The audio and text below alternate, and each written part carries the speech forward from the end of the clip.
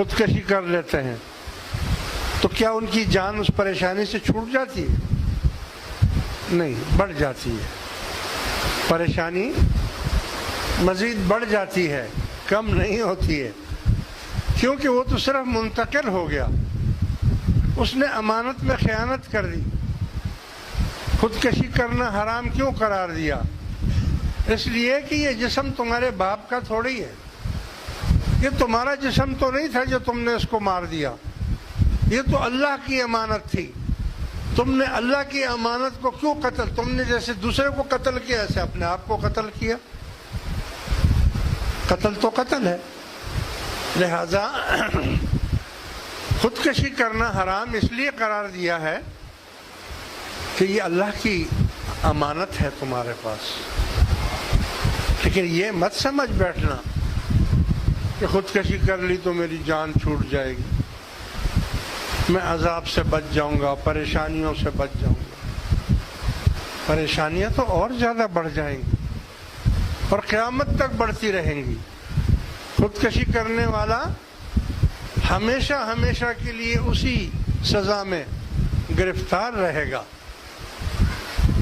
اس سے بچ نہیں سکے گا۔ لہذا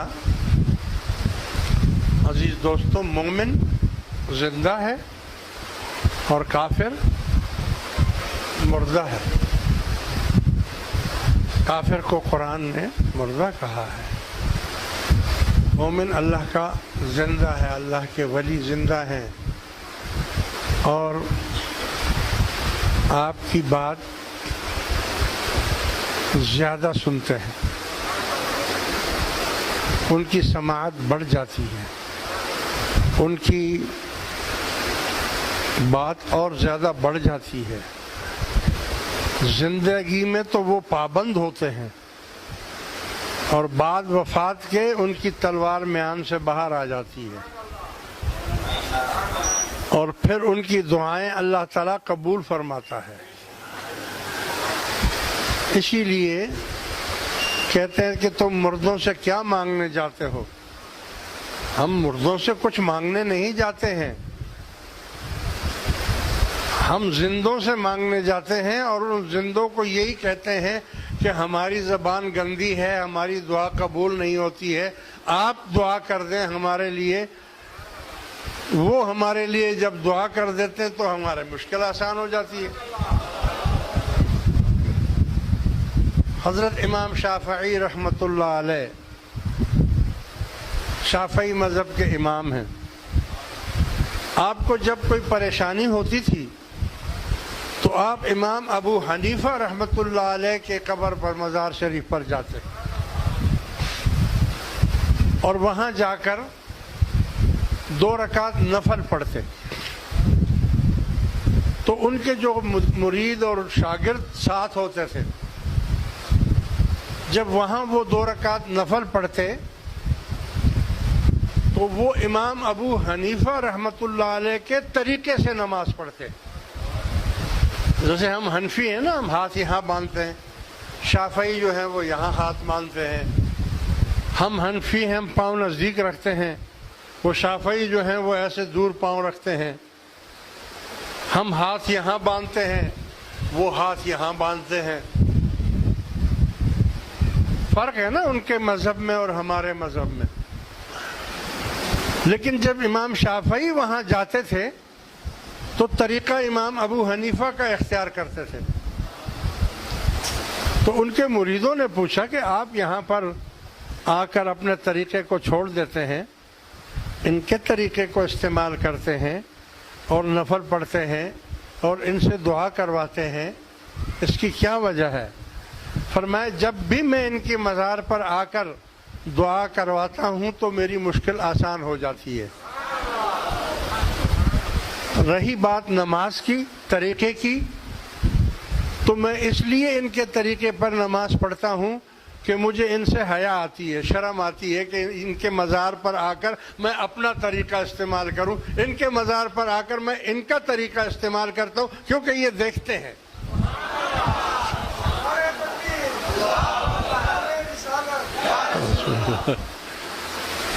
اب بتاؤ چاروں مذہبوں کے امام جو ہیں وہ اس بات پر متفق ہیں کہ مردے سنتے ہیں، مردے دعائیں دیتے ہیں، مردوں کی دعائیں قبول ہوتی ہیں اور زندوں کو ان سے فائدہ پہنچتا ہے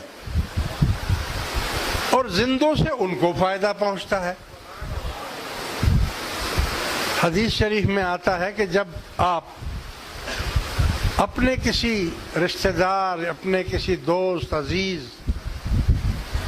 یا پیر و مرشد یا استاد کے لیے کوئی تحفہ یہاں سے نوافل کا یا قرآن شریف پڑھ کر یا ان کے لیے کھانا دے کر یا ان کے لیے کپڑے وغیرہ دے کر خیرات کر کے ان کو ایصال ثواب بھیجتے ہیں تو اللہ تبارک و تعالیٰ اس ثواب کو سونے کے تشتریوں میں، سونے کی تشتریوں میں رکھ کر ان کی قبر پر جاتے ہیں اور ان سے کہتے ہیں کہ دیکھو یہ تمہارے فلاں فلاں رشتہ دار نے تمہارے لیے یہ تحفہ بھیجا ہے۔ وہ صاحب قبر قبرستان والوں کو بلاتا ہے کہ ادھر آؤ بھائی، دیکھو ادھر آؤ، میرے فلاں رشتہ داروں نے، فلاں دوستوں نے میرے لیے تحفہ بھیجے ہیں۔ پھر وہ ان میں سے، ان تحفوں میں سے ان کو بھی بانٹتے ہیں، ان کو بھی بانٹتے ہیں جو وہاں پر اور ہوتے ہیں۔ اور کچھ لوگ ایسے ہوتے ہیں وہ کہتے ہیں یار ہم تو بے نوا ہیں، ہمیں تو کوئی نہیں بھیجتا، بے لاوارث ہیں، ہمیں تو کوئی ہمیں فائدہ نہیں پہنچاتا، نہ کوئی تحفہ بھیجتا ہے ہمارے لیے۔ کیوں؟ جیسے کہ بعض لوگوں کا یہ عقیدہ ہے کہ کوئی ثواب وغیرہ نہیں پہنچتا ہے، تو ان کو ہم یہ کہتے ہیں کہ مر گیا مردود، فاتحہ نہ درود۔ ایسے لوگ ہیں جو قبرستان میں دفن کر کے چلے جاتے ہیں نا، پھر مڑ کر نہیں دیکھتے ہیں، کہتے ہیں یار مر گیا، ختم ہو گیا، کچھ نہیں، اب کوئی ثواب نہیں۔ ایسا پورا مذہب ہے، بہت سے لوگ ایسے ہیں، بہت فرقے ایسے ہیں، وہ اس بات کے قائل ہی نہیں ہیں، نہ وہ کھانا دیتے ہیں کسی کو، نہ پڑھتے ہیں، نہ قرآن، یہ کہتے ہیں بس جو اس نے اپنا عمل کر لیا وہ کر لیا، اب اس کو کوئی فائدہ نہیں پہنچے گا۔ غلط کہتے ہیں۔ حضور علیہ الصلوۃ والسلام فرماتے ہیں میری امت کو اللہ تبارک و تعالیٰ نے ایسا بنایا کہ وہ گناہوں کے بوجھ لے کر قبروں میں جائیں گے، قبروں میں گناہوں کا بوجھ لے کر قبروں میں جائیں گے، اور جب اٹھائے جائیں گے تو وہ گناہوں سے بالکل پاک ہو گئے ہوں گے، کیونکہ ان کے جو لواحقین پیچھے رہ جائیں گے وہ ان کے لیے دعائیں مغفرت کرتے رہیں گے، اس کی وجہ سے اللہ تعالیٰ ان کے گناہوں کو ختم کر دے گا، اور جس دن وہ اٹھائے جائیں گے کوئی گناہ نہیں ہوگا۔ ایک چیز آپ کو فائدے کی آج بتاتا ہوں۔ آپ کو معلوم ہے ماں باپ کا کتنا حق ہے؟ یعنی ماں باپ کا اولاد پر اتنا حق ہے کہ اگر ساری زندگی اس کو کندھے پر لے کر پھرتا رہے تب بھی وہ اپنے ماں اور باپ کا، خاص کر ماں کا حق ادا نہیں کر سکتا ہے۔ اور ہم میں سے بہت سے لوگ ایسے ہیں کہ جو، میں خود کہتا ہوں کہ میں اپنے ماں باپ کا حق ادا نہیں کر سکتا، لیکن آپ کو میں آج ایک آسان نسخہ بتاتا ہوں۔ اگر آپ نماز کے پابند ہو جائیں اور نماز میں جو 2 سجدے ہوتے ہیں، سجدے کرتے ہیں نا آپ 2، سبحان ربی الاعلی، سبحان ربی الاعلی، سبحان ربی الاعلی، پھر اٹھ کے بیٹھتے ہیں اللہ اکبر. اس میں آپ یہ پڑھیں اللہم اغفر لی وارحمنی ولوالدی. کیا بولیں گے؟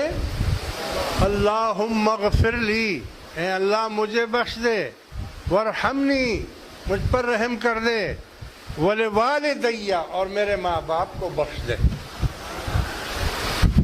اگر آپ ہمیشہ ایسا کریں گے تو خدا کی قسم آپ کے ماں باپ کا حق ادا ہو جائے گا. یعنی اللہ تعالیٰ آپ کی وجہ سے ان کی مغفرت کر دے گا اور آپ نے ان کا حق ادا کر دیا، کیونکہ آپ زندگی میں ان کا حق ادا نہیں کر سکے. یاد رکھو، اس کو مت بھولنا، ہمیشہ دو سجدوں کے درمیان یہ ضرور پڑھا کرو اللہم اغفر لی وارحمنی ولوالدی. اللہ تبارک و تعالیٰ آپ کے حقوق کو پورا کر دے گا، کیونکہ جو کمی رہ گئی ہوگی ماں باپ کی خدمت میں، اس بخشش سے، اس بات کے کہنے سے اللہ ان کی مغفرت